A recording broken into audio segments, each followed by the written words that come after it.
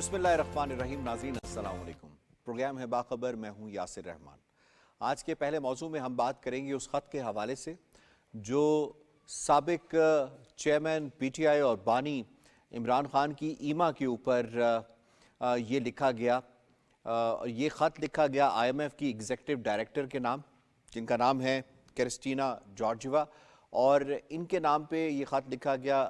رؤوف حسن نے یہ خط لکھا، اور اس خط کے لکھنے کا بنیادی مقصد یہ تھا کہ جیسے ہی معاملہ جو ہے الیکشنز کے بعد سامنے آیا، اس کے بعد پھر یہ خط کا معاملہ سامنے آیا کہ خط جو ہے وہ آئی ایم ایف کو لکھا جائے گا، اور اس خط کا جو متن ہے، مندرجات ہیں، وہ بھی سامنے آ چکے ہیں. مندرجات کے مطابق جو ہے وہ انہوں نے لکھا کہ صرف منتخب حکومت کے ساتھ ہی مذاکرات کیے جا سکتے ہیں.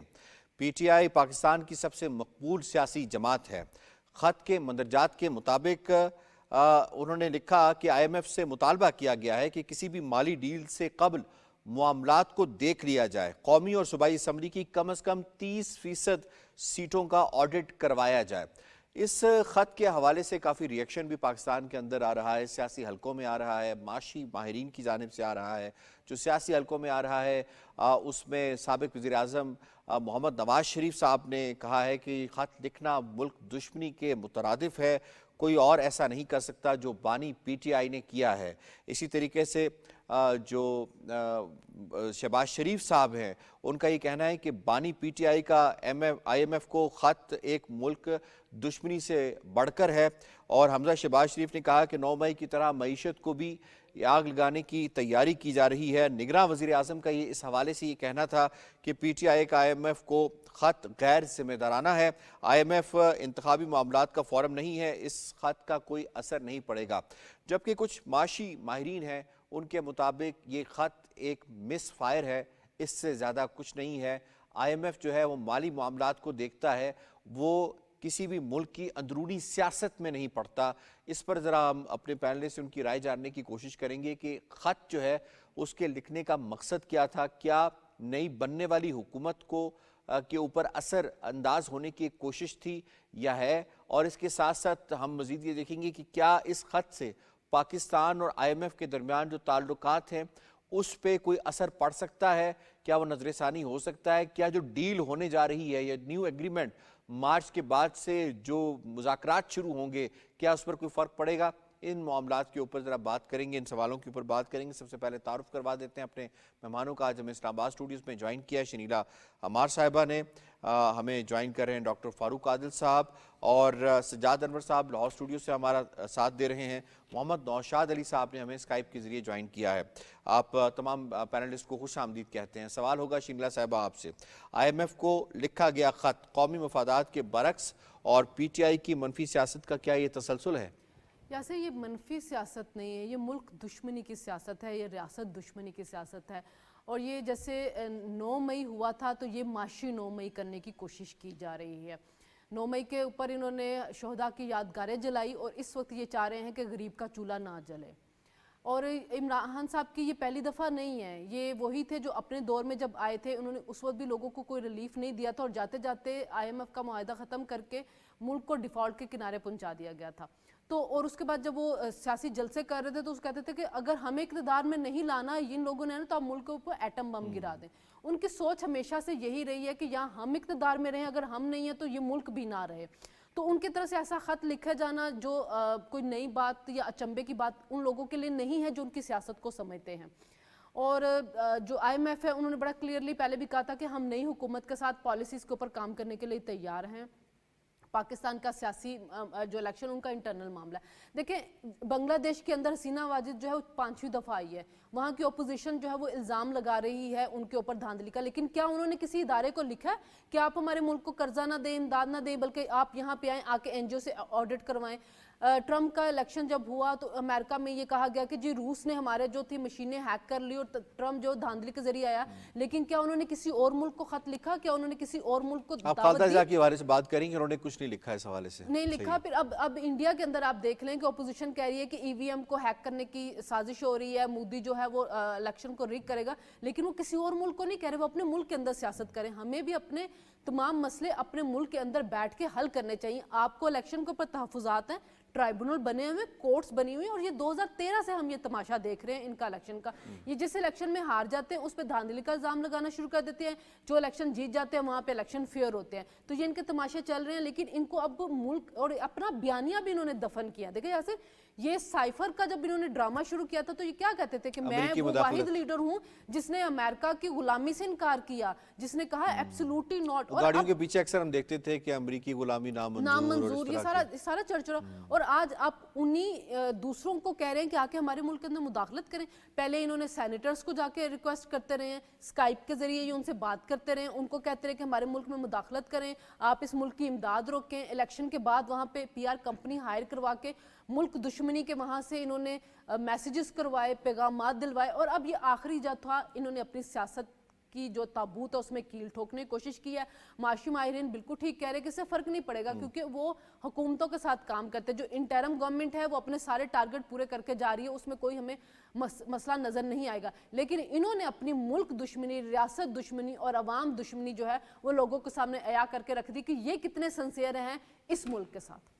ठीक है डॉक्टर फारूक आल साहब, ये कहा जा रहा है कि ये जो इलेक्शन था ना, ये परफॉर्मेंस से ज़्यादा बयानिए का इलेक्शन था, और बयानिए ने ही कई जगह के ऊपर जो है वो जीत हासिल की है। जैसे KPK में हम देख लें या बाकी देख लें, हम KPK की परफॉर्मेंस को भी बड़ा इन डिटेल डिस्कस करते रहे यहाँ पे कि किस किस्म की परफॉर्मेंस 10 सालों के अंदर रही है। अब ये फरमाइएगा कि इस ख़त से जो पाकिस्तान और IMF के ताल्लुकात हैं, क्या उस पर कोई असर पड़ सकता है? नंबर 1। नंबर 2 ये बताइएगा कि इस ख़त से जो मकासद जो साबिक चेयरमैन और बानी PTI हासिल करना चाहते हैं, वो अपनी लोकल जो ऑडियंस है उसको सेटिस्फाई करने के लिए करना चाह रहे हैं, या इंटरनेशनल पाकिस्तान को जो है वो रॉन्गली एक्सपोज करके करना चाह रहे हैं? Your take sir. शुक्रिया यासिर, मैं तवक्को कर रहा था, बल्कि ख्वाहिश कर रहा था कि आप इस किस्म का सवाल पूछें, क्योंकि इस रेफरेंस से काफ़ी अहम बातें करनी है। एक बात, एक नुक्ता जो अभी कहा शनीला ने भी और आपने अपने सवाल में शामिल किया कि इस ख़त का क्या इम्पेक्ट होगा। ख़त का जो भी इम्पेक्ट हो वो IMF इसको कंसीडर करे या ना करे, असल ये अहमियत है ही नहीं इस बात की। अहमियत उस इंटेंशन की है जिस पर ये काम किया जा रहा है। वही सवाल है मेरा, है ना, इसका इंटेंशन क्या है। हम इस चीज़ को समझने की कोशिश करते हैं कि किसी मुल्क में सियासत क्यों की जाती है। सियासत जो एक पूरी दुनिया का यानी यूनिवर्सल ट्रुथ की तरह जो बात है वो ये है कि सियासत अपने मुल्क के लिए की जाती है, अपने मुल्क के अवाम के लिए की जाती है। और अगर ये नहीं है, मुल्क और अवाम से बढ़कर कोई और चीज़ है, तो इसका मतलब ये है कि कहीं ना कहीं कोई गड़बड़ है। इस गड़बड़ को ट्रेस करने की ज़रूरत है। मैं आपके खिदमत में चंद नुकात पेश करूँगा कि क्या वो गड़बड़ है, इसके बाद एक तजवीज़ पेश करूँगा। देखें, हम 2013 से पहले का जिक्र ही नहीं करते। बहुत सारी बातें हैं 2013 से पहले की भी, और उसके डॉक्यूमेंट्री प्रूफ मौजूद हैं। वो कभी वक्त आएगा तो वो डिस्कस होंगे वहाँ। लेकिन 2014 में आपने इकनॉमिक कॉरिडोर के रास्ते में रुकावट अमलन बने, और उस मौके पर पाकिस्तान के अंदर एक रिपोर्ट तैयार हुई, बड़ी एक सेंसिटिव रिपोर्ट थी। उस रिपोर्ट से ये पता चला, उसके अल्फाज ये थे कि इन धरने वालों ने पाकिस्तान के हाथ पांव बांध के दुश्मनों के सामने फेंक दिया है। किन दुश्मनों के सामने? उन दुश्मनों के सामने जो नहीं चाहते कि पाकिस्तान इक्तिसादी तौर पे मजबूत हो, अपने पाँव पे खड़ा हो। तो ये कौन इसके पीछे था? नंबर 1, इसको खोजने की ज़रूरत है, इसकी इन्वेस्टिगेशन करने की ज़रूरत है, नंबर 1।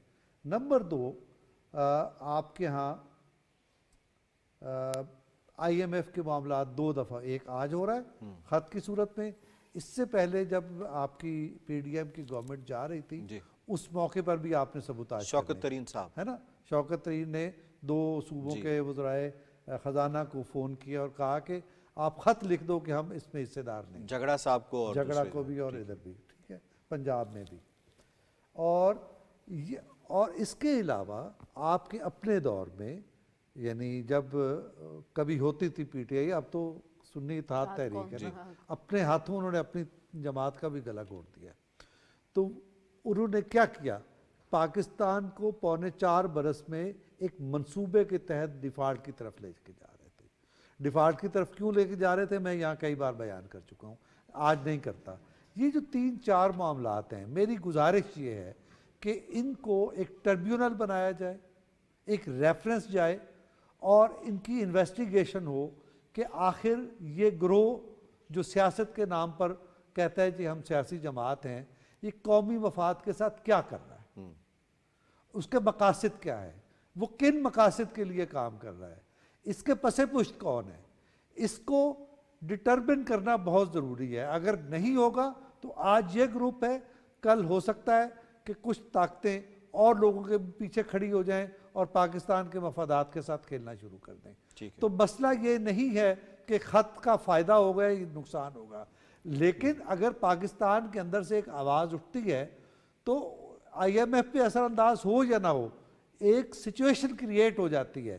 یہ سچویشن کیوں کریٹ کرتے ہیں, اس کا فائدہ نقصان ان کو کیا ہے. دیکھیں, اس کو آج طے کر لیا جائے, یہ ایک ریفرنس جائے سپریم کورٹ میں, سپریم کورٹ ایک ٹربیونل آپ کہہ رہے ہیں اس کو ہلکے میں نہیں لینا چاہیے, اس کے اوپر پراپر انویسٹیگیشن ہونی چاہیے, طے کرنا چاہیے. یہ کون ہے اور کس کے کہنے پہ کر رہے ہیں یہ لوگ. ٹھیک, پوائنٹ آ گیا آپ کا. میں سجاد صاحب آپ کو اس میں انوالو کروں گے, فرمائیے گا کہ کیا یہ جو خط ہے, یہ خط لکھوا کر خود بانی پی ٹی آئی نے جو ایک بیانیہ گھڑا تھا امریکی مداخلت کے حوالے سے, اسے زبردست نہیں کر دیا؟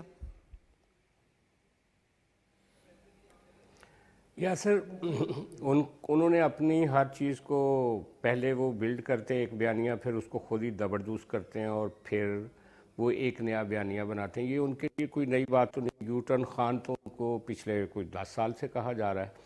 لیکن سوال یہ ہے کہ کیا, جیسا کہ شنیلا صاحبہ نے اور فاروق عادل صاحب نے کہا کہ ان کی اس بیڈ انٹینشن کا یا جی سجاد صاحب, میں نہیں سمجھتا کہ اس کا کوئی امپیکٹ ہوگا. میں نہیں سمجھتا کہ ان کا کوئی امپیکٹ ہوگا. میری آواز آ رہی ہے سر؟ جی آ رہی ہے, پلیز آپ کنٹینیو کریں.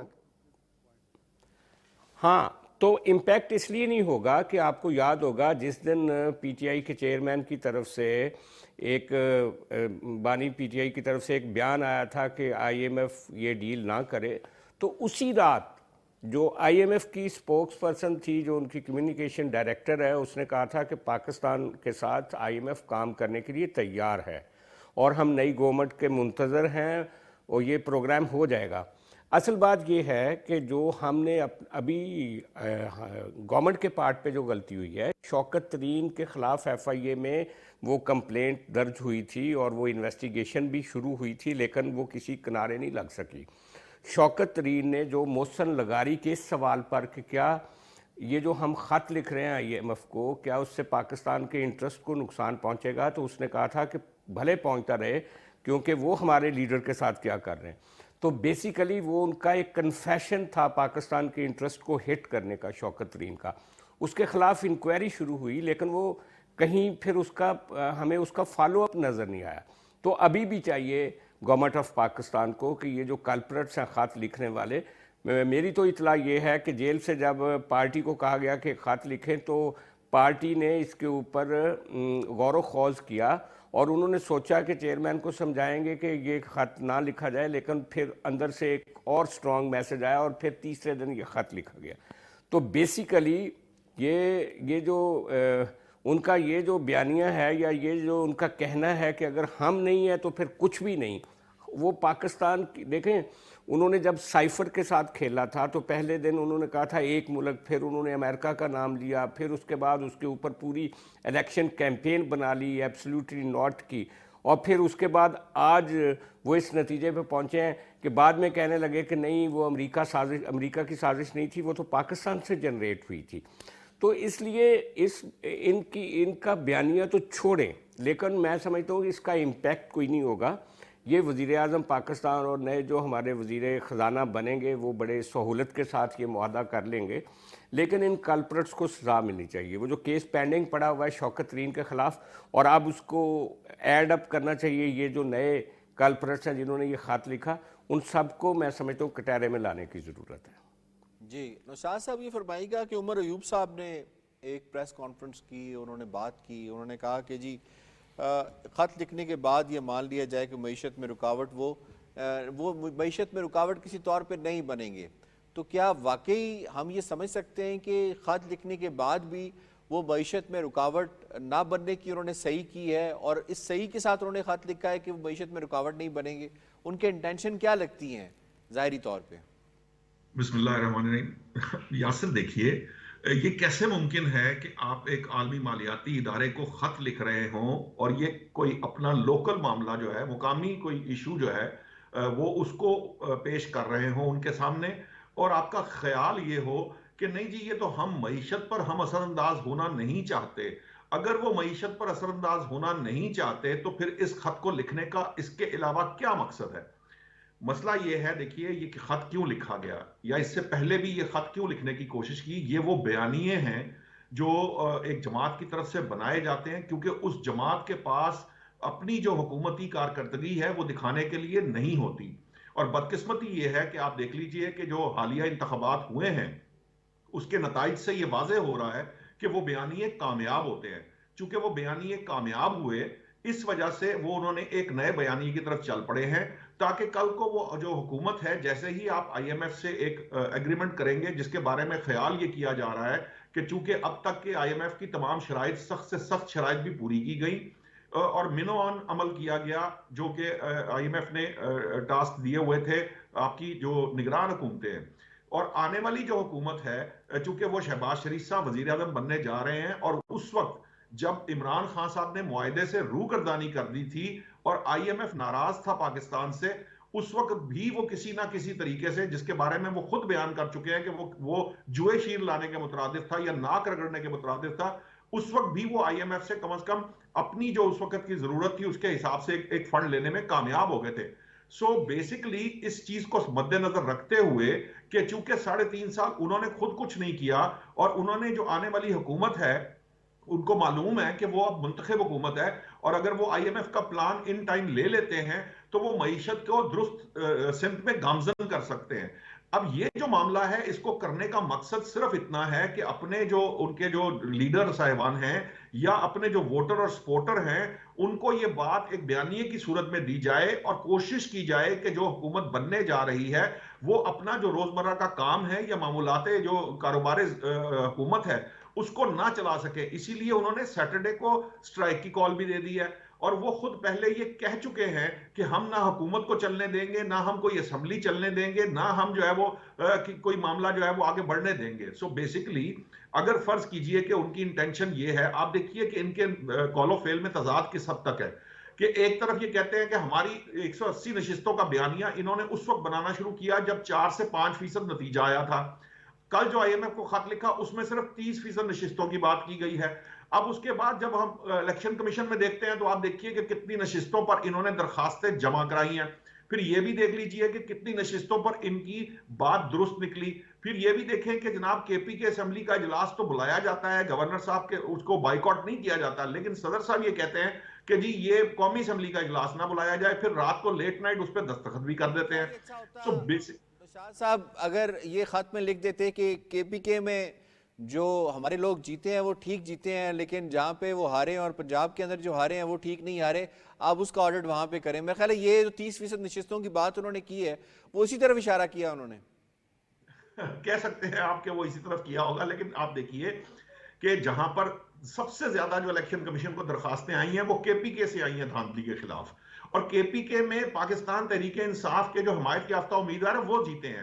وہاں پر وہ جو ہے وہ انہوں نے اسمبلی بلائی، وہاں پہ اسمبلی کے اب علی امین گنڈا پور صاحب نے اپنے وزارت اعلیٰ کے جو کاغذات ہیں نامزدگی وہ بھی جمع کرا دیے ہیں. وہ اسمبلی جو ہے وہ آئینی ہے، اس کے علاوہ باقی سارا کچھ جہاں پر وہ حکومت میں نہیں آئے یا جہاں پر وہ حکومت نہیں بنا سکتے وہ سارا کچھ جو ہے وہ دھاندلی زدہ ہے. بیسیکلی یہ بیانیوں کی جو جنگ ہے، بیانیے کی ضرورت ہی تب پیش آتی ہے آپ کو جب آپ کی کوئی کارکردگی نہیں ہوتی. آپ کو پتا ہے کہ اگر آپ کا کوئی بیانیہ نہیں ہوگا تو آپ اپنے ووٹر اور سپورٹر کو جواب نہیں دے سکیں گے. یہ جتنے بیانیے آپ نے پچھلے گزشتہ 7-8 سالوں میں دیکھے ہیں اس کا مقصد یہی تھا کہ کوئی ان کی کارکردگی پر سوال نہ اٹھائے. کہہ سکتے ہیں کہ خط بھی ایک اور بیانیے کی کاروائی ڈالی گئی ہے जी आप बताएं इसमें जैसे ये जो खत लिखा गया, आप ये देखें कि ये किसी इलेक्टेड मेंबर ने नहीं लिखा है, जो लोग इलेक्ट होके आए तर्जुमान हैं ने वो लिखा है। हाँ तर्जुमान ने लिखा है, जो नॉन इलेक्टेड हैं इन्होंने जो अपना चेयरमैन नामजद किया गौहर अली खान, उन्होंने भी खत लिखने से इज्तिनाब किया। जफर अली जो बैरिस्टर जफर थे वो भी चेयरमैन नहीं बनना चाह रहे। इसका मतलब ये था कि ये जो लोग इलेक्ट होके आए हैं वो इस मनफी सियासत में नहीं पढ़ना चाहते, लेकिन चूंकि वहां से बड़ा सख्त मैसेज आ रहा था तो इस वजह से एक नॉन इलेक्टेड बंदे से वो खत लिखवाया गया है, इलेक्टेड बंदे ने अपने आप को इससे डिस्टेंस किया है। ठीक है, लास्ट कमेंट ले लेते हैं। इम्पैक्ट ऐसा जितने भी हमारे अभी पैनलिस्ट से बात हुई है, इकोनॉमिस्ट ने जो बात की है और सीनियर पॉलिटिशियन ने बात की, उन्होंने कहा कोई इम्पैक्ट नहीं आएगा, IMF का ये काम ही नहीं है।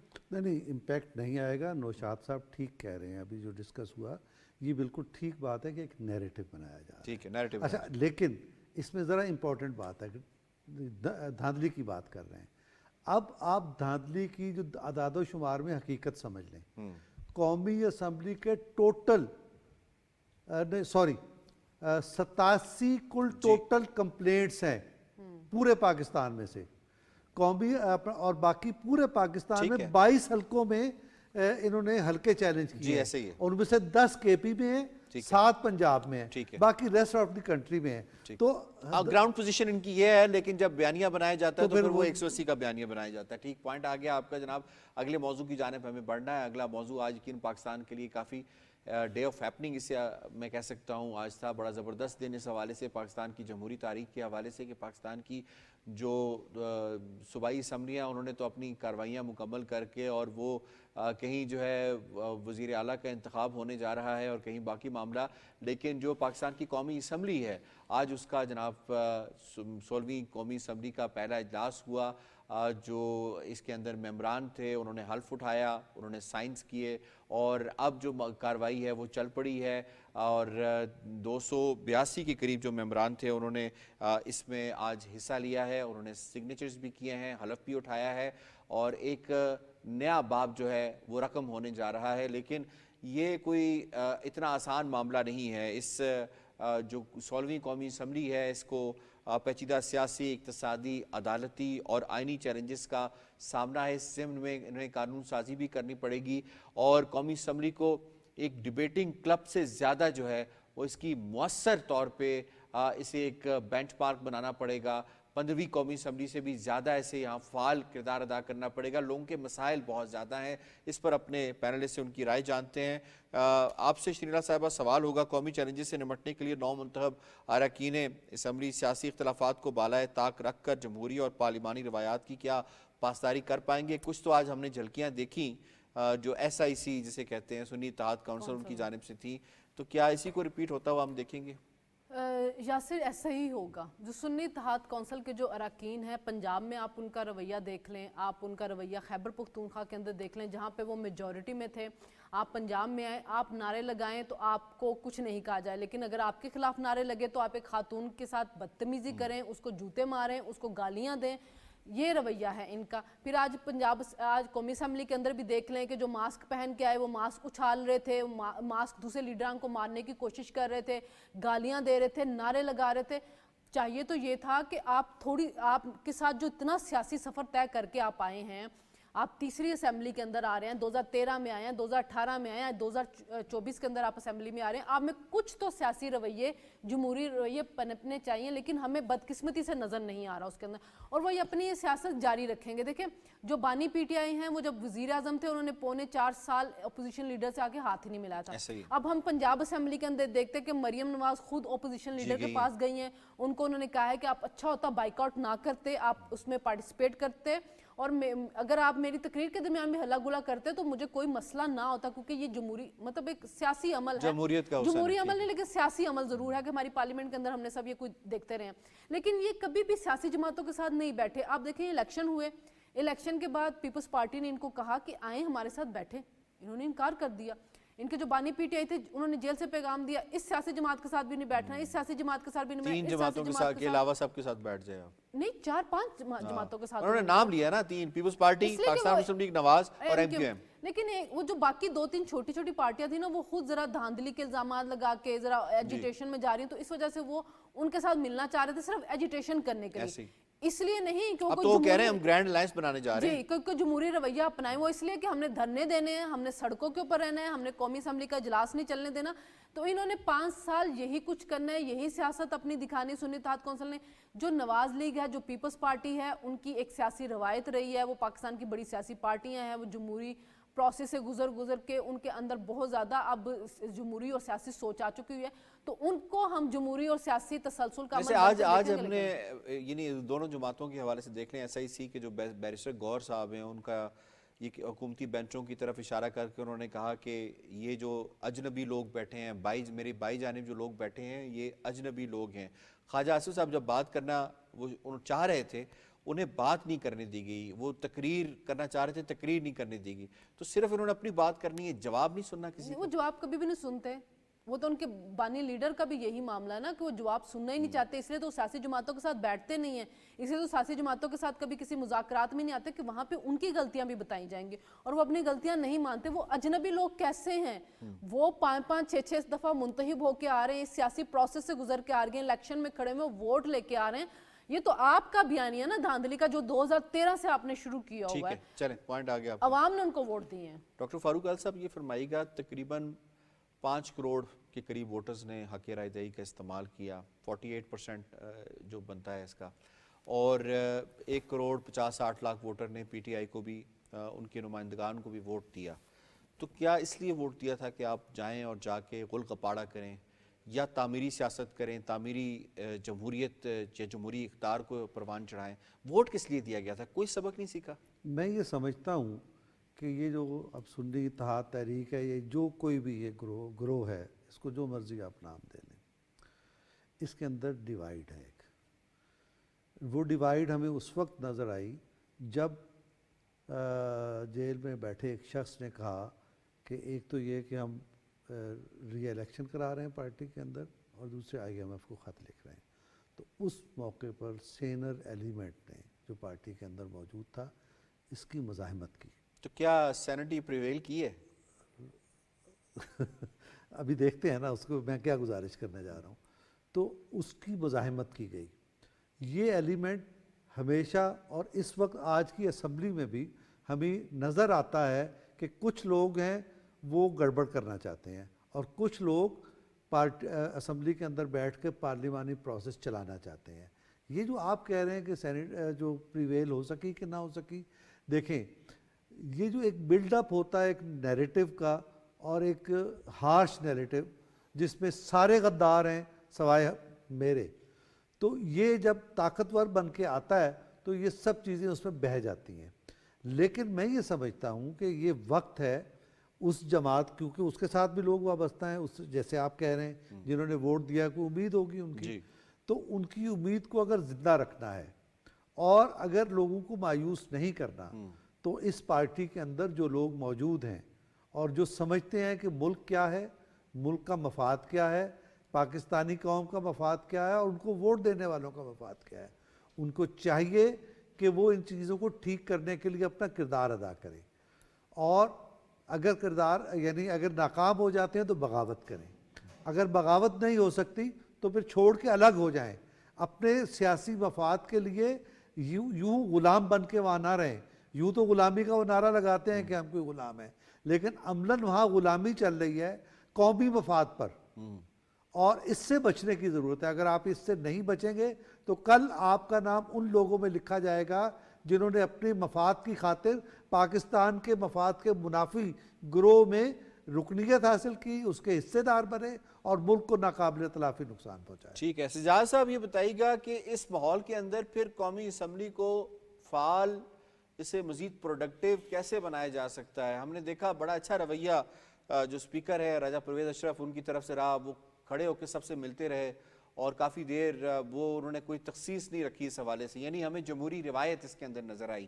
اس طرح کے جو بڑے لیڈرز وہاں پہ بیٹھے ہوئے تھے, جو کافی جن کا ایکسپیرینس ہے, سینئر پارلیمنٹیرینز ہیں, انہوں نے بھی کافی وہی روایت ان میں نظر آئی. لیکن جو سب سے زیادہ غل غپاڑہ ہمیں نظر آیا SIC کی جانب سے نظر آیا, کہیں وہ بینرز اٹھا کے جا رہے ہیں, کہیں وہ ماسک لے کے جا رہے ہیں, کہیں وہ نعرے کس رہے ہیں, کہیں وہ باتیں کر, تو یہ کیا بیسیکلی ہمیں اس سے کیا مطلب نکلتا ہے, کیسے ہم اس کو پروڈکٹیو بنا سکتے ہیں پھر؟ ہاں یاسر صاحب ٹھیک کہہ رہے ہیں آپ. آج جو اجلاس ہوا ہے پہلے دن کا، اس کی اگر امیجز دیکھے جائیں تو ایسا لگ رہا تھا کہ جیسے جو اپوزیشن ہے وہ ایک سٹارم کر رہی تھی، لیکن اس کے باوجود ایک وقت ایسا تھا کہ لگ رہا تھا کہ حلف اٹھانا بھی مشکل ہو جائے گا، لیکن فائنلی راجہ پرویز اشرف نے بڑے اچھے طریقے سے کنڈکٹ کیا اس کو. لیکن میں سمجھتا ہوں کہ مسلم لیگ نون نے جس طریقے سے ایاز صادق صاحب کو اسپیکرشپ دی ہے اور جیسے پنجاب میں احمد خان صاحب کو دی ہے، یہ دونوں بڑے سیزنڈ پولیٹیشینز ہیں. یہ ایک طرح سے انگیج کریں گے اس اپوزیشن کے ساتھ، اور آپ کی بات درست ہے. اور پینلسٹ بھی ہمارے فاروق عادل صاحب نے بھی درست کہا کہ جب ذرا سا یہ پروسیس چلے گا تو پی ٹی آئی کے اندر بھی ایک پرابلم کریٹ ہوگی. جو وہاں پہ ماڈریٹ لوگ ہیں پی ٹی آئی کے اندر، وہ اس بات پہ زور دیں گے کہ اسمبلی کو آگے بڑھنا چاہیے اور ڈیموکریٹک پروسیس کو آگے بڑھنا چاہیے. اور یہ بات بھی درست ہے کہ الطاف حسین کی طرح بانی پی ٹی آئی جو ہیں وہ بھی پیچھے بیٹھ کے اپنے کسی آدمی پہ ٹرسٹ نہیں کرتے. ایک آدمی کو آگے کرتے ہیں، پھر اس کو پیچھے سے کھینچتے ہیں، پھر دوسرے آدمی کو آگے کرنے کی کوشش کرتے ہیں. یہی وجہ ہے کہ کے پی میں انہوں نے اوپر نیچے لاسٹ مومنٹ کے اوپر چینج کر دیا گیا. اور یہاں پہ ہاں جی، اور یہ جو گوہر خان صاحب ہیں، ان کے بارے میں 4 دن پہلے تھا کہ وہ تو صحیح کام ہی نہیں کر رہے. علی ظفر کو لے کر آنے کی بات ہوئی، علی ظفر نے سوری کر لی. تو بیسیکلی خود پی ٹی آئی کے اندر کئی کرائسس جو ہیں وہ آنے والے دنوں میں ابھر کے سامنے آئیں گے. اور ڈیموکریٹک پروسیس نے تو اپنا ایک رستہ لینا ہے. پیپلز پارٹی اور مسلم لیگ نون ایک اس پارلیمنٹ کی بائنڈنگ فورسز کے طور پہ سامنے آئی ہیں. آج بلاول بھٹو نے اچکزئی صاحب سے، مینگل صاحب سے، مولانا فضل الرحمان سے بھی بات چیت کی. کل اپوزیشن کے لوگ کل گورنمنٹ کے جو اتحادی تھے سارے مولانا فضل الرحمان صاحب کے ساتھ ملنے گئے تھے. آج ایم کیو ایم کے ساتھ کو یا اپوزیشن بینچوں پہ بیٹھیں گے. تو یہ ساری پولیٹیکل پارٹیاں مل کے ایک رستہ بنا لیں گی. مجھے لگتا یہ ہے کہ یہ اچکزئی صاحب یا مینگل صاحب یا شیر پاؤ یا اے این پی وہ اور مولانا فضل الرحمان وہ کیسے بھول سکتے ہیں کہ ان کے بارے میں جو بانی پی ٹی آئی وہ کس طرح کی لینگویج اور کس طرح کے القابات ان کو دیتے تھے. میرا نہیں خیال کہ ان کا پی ٹی آئی کے ساتھ کوئی آنے والے دنوں میں الائنس ہوگا.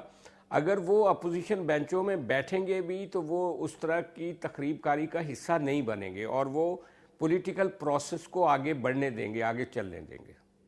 جی ٹھیک. نوشاد صاحب آپ کو شامل کرتے ہیں، فرمائیے گا کہ جو حکومتی جماعتیں بننے جا رہی ہیں جیسے کہ پاکستان مسلم لیگ نواز، پاکستان پیپلز پارٹی اور پھر ایم کیو ایم ہے، آئی پی پی ہے، پاکستان مسلم لیگ قائد اعظم ہے، ان کے پاس انف نمبرز ہیں. اب نمبر گیم میں تو ایس آئی سی کے پاس کوئی ایسا منترا نہیں ہے کہ وہ نمبر گیم میں ان کو کہیں مات دے سکتی ہے.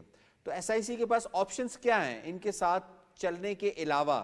یعنی پھر سڑکیں گرمانے کا تجربہ تو انہوں نے کر کے دیکھ لیا، اس میں تو جو انہیں کامیابی ملی، اگر وہ ملی ہوتی تو یہ دوبارہ سے اس طرح منتخب ہو کر نہ آتے. تو یہ فرمائیے گا کہ پھر ان کے پاس آپشنز کیا ہیں، کن آپشنز پہ یہ کام کر سکتے ہیں اگر انہوں نے پہلے تجربات سارے کر کے دیکھ لیے ہیں؟ دیکھیے ابھی تک تو جو ان کا موڈ اور مزاج ہے، مجھے تو یہ بھی معلوم نہیں کہ ایس آئی سی جو ہے وہ پریویل کرے گی کہ نہیں کرے گی. ہو سکتا ہے کہ وہ ایس آئی سی بھی جو ہے اس کے لیے بھی مسائل بن جائیں آنے والے وقت میں. لیکن یہ جو آپ جو بات کہہ رہے ہیں یہ بات درست ہے کہ یہ ان کے پاس اور کوئی آپشن نہیں رہے گا. یہ صرف شور ہوگا اور سڑکیں ناپنے والا معاملہ ہی نظر آ رہا ہے. اس کی وجہ یہ بھی ہے کہ دیکھیے آپ جب اپوزیشن کر رہے ہوتے ہیں تو جو تعمیری اپوزیشن کا معاملہ ہوتا ہے وہ لوگ کر سکتے ہیں جو پولیٹیکلی کوئی تھوڑی بہت سینس رکھتے ہوں اور پولیٹیکل پروسیس کو آگے بڑھانا چاہتے ہوں. اب معاملہ یہ ہے کہ یہاں پہ جو سوچ اور اپروچ ہے وہ یہ ہے کہ ہم اگر حکومت میں ہیں تو پھر تو ٹھیک ہے، اگر ہم حکومت میں نہیں ہیں تو ہم حکومت کو چلنے نہیں دیں گے. اس حکومت کو تو چلنے نہ دینے کے لیے انہیں وہی حربے آزمانے ہیں جو وہ اس سے پہلے بھی آزماتے رہے. ہو سکتا ہے ان کی شدت میں اضافہ کرنے کی کوشش کی جائے، یا ہو سکتا ہے کہ وہ یہ جو ان کے اندر ڈیوائیڈ ہے، کیونکہ کچھ لوگ باہر طور ایسے ہیں جو یہ نہیں سمجھتے کہ یہ کوئی پارلیمانی پروسیس ہے یا یہ کوئی سیاسی طریقہ کار ہے جو اب تک یہ جو پاکستان تحریک انصاف کے لوگ اب تک آپٹ کرتے آئے ہیں. سو اس لیے مجھے یہ خیال ہے کہ جو سینسیبل لوگ ہیں وہ پارلیمانی پروسیس کو چلانے کے لیے جو چلانا چاہتے ہیں اور جو سیاست کو آئندہ مستقبل میں بھی کرتے رکھنا چاہتے ہیں، وہ لوگ جو ہے وہ تھوڑا سینسیبلی بیہیو کریں گے، اور جب وہ سینسیبلی بیہیو کریں گے تو کچھ دراڑیں ان کے اندر بھی پیدا ہوں گی، اور کچھ یہ ہے کہ جو اس وقت جو طاقتیں مولانا فضل الرحمان ہیں یا مینگل صاحب ہیں، جو ان کی جو اس وقت جو بھی گریوینسز ہیں، جیسے ہی وہ ایڈریس ہوں گی پارلیمان کے اندر بھی ان پہ گفتگو ہوگی، تو آہستہ آہستہ وہ بھی جو ہے وہ اس سسٹم سے باہر نکل جائیں گے، جس کو دیکھ کر یہ سمجھ رہے ہیں کہ ان کو ملا کر وہ جو ہے نا کو بہت بڑے بڑے پروٹیسٹ کریں گے یا کوئی اتحاد بنا لیں گے اور وہ حکومت کے لیے کوئی مشکل کھڑی کر سکیں گے۔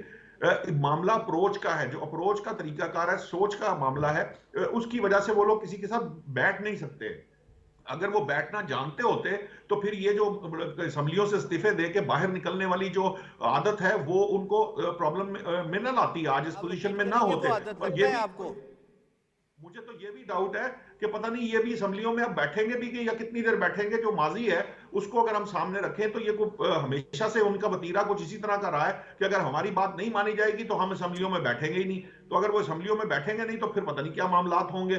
سو یہ جو پروسیس ہے یہ اتنی آسانی سے ہمیں ان کے پارٹ کے اوپر تو وہ بڑھانا نہیں چاہتے، نہ وہ اسمبلی کو آگے دینا، لیکن جن حالات زیادہ آپشنز نہیں ہیں ان کے پاس بھی اسمبلی کے اندر ہی رہنے کا آپشن ہے، اور اس کے اندر جو شور شرابہ انہوں نے کرنا ہے وہ کریں گے۔ آئی ہیو ٹو وائنڈ اپ۔ مجھے شکریہ ادا کرنا ہے اپنے تمام پینلسٹ کا، آج کے دونوں موضوعات کے حوالے سے تجزیہ آپ نے ملاحظہ کیا۔